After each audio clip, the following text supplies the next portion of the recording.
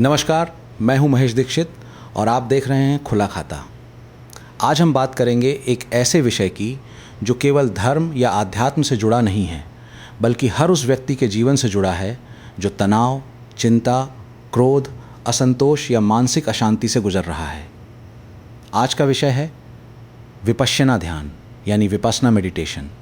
आज की तेज़ रफ्तार ज़िंदगी में हर कोई भाग रहा है। किसी को नौकरी की चिंता है, किसी को परिवार की, किसी को भविष्य की। मोबाइल, सोशल मीडिया और लगातार बढ़ते दबाव के बीच इंसान अपने सबसे बड़े साथी, अपने मन से ही दूर होता जा रहा है। ऐसे समय में भगवान गौतम बुद्ध की लगभग 2500 वर्ष पुरानी शिक्षा आज भी उतनी ही प्रासंगिक दिखाई देती है। विपश्यना का अर्थ है वास्तविकता को जैसी है वैसा देखना, बिना कल्पना, बिना भ्रम और बिना किसी पूर्वाग्रह के।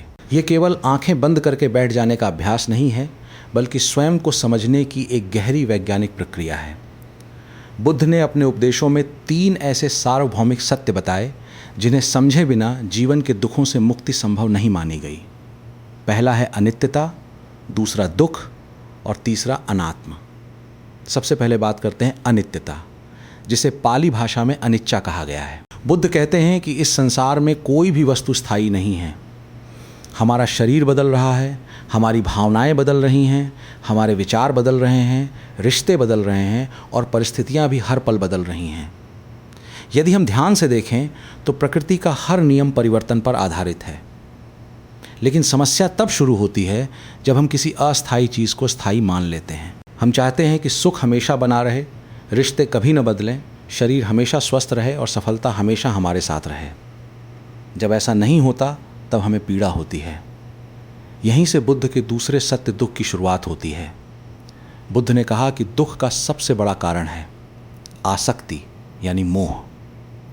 हम जिन चीज़ों को पकड़ कर रखना चाहते हैं वही एक दिन बदल जाती हैं, और जब परिवर्तन होता है तो हमारा मन टूट जाता है। यदि हम पहले से ही ये समझ लें कि परिवर्तन जीवन का स्वाभाविक नियम है तो दुख की तीव्रता स्वतः कम होने लगती है। अब बात करते हैं तीसरे सत्य अनात्म की।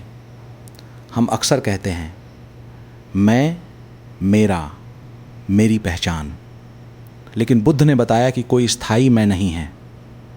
हमारा शरीर हर पल बदल रहा है, मन हर क्षण नए विचारों से भर रहा है।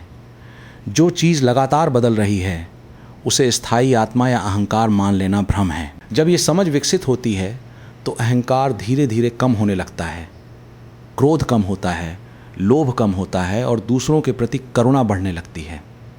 अब सवाल उठता है कि इन सत्यों को केवल पढ़ लेने से क्या जीवन बदल जाएगा? बुद्ध का उत्तर था नहीं, केवल ज्ञान पर्याप्त नहीं है, अनुभव आवश्यक है। और यही अनुभव देता है विपश्यना ध्यान। विपश्यना में साधक शांत बैठकर अपने शरीर और मन का निरीक्षण करता है। शरीर में जो भी संवेदनाएं उत्पन्न हो रही हैं उन्हें बिना प्रतिक्रिया दिए केवल देखा जाता है। यदि सुखद अनुभूति है तो उससे चिपकना नहीं है, यदि पीड़ादायक अनुभूति है तो उससे घबराना नहीं है। केवल देखना है कि सब कुछ बदल रहा है। धीरे धीरे मन ये सीखने लगता है कि हर भावना अस्थायी है। क्रोध भी आएगा और चला जाएगा, भय भी आएगा और चला जाएगा, खुशी भी आएगी और वो भी बदल जाएगी। यही समझ मानसिक संतुलन की सबसे बड़ी कुंजी बनती है। बुद्ध ने इस साधना को सफल बनाने के लिए आर्य अष्टांगिक मार्ग भी बताया। इसमें सम्यक दृष्टि, सम्यक संकल्प, सम्यक वाणी, सम्यक कर्म, सम्यक आजीविका, सम्यक प्रयास, सम्यक स्मृति और सम्यक समाधि शामिल हैं। ये केवल ध्यान करने का मार्ग नहीं, बल्कि जीवन जीने की एक संपूर्ण कला है। आज दुनिया के अनेक देशों में डॉक्टर, वैज्ञानिक, शिक्षक, उद्योगपति, विद्यार्थी और सामान्य नागरिक भी विपश्यना का अभ्यास कर रहे हैं। अनेक लोगों का अनुभव है कि नियमित अभ्यास से तनाव कम होता है, एकाग्रता बढ़ती है, निर्णय लेने की क्षमता बेहतर होती है और मन अधिक शांत एवं स्थिर बनता है। हालांकि प्रत्येक व्यक्ति का अनुभव अलग हो सकता है और ध्यान का अभ्यास किसी चिकित्सीय उपचार का विकल्प नहीं माना जाना चाहिए। यदि आपने कभी ध्यान नहीं किया है तो शुरुआत केवल कुछ मिनटों की शांत बैठने की आदत से भी की जा सकती है।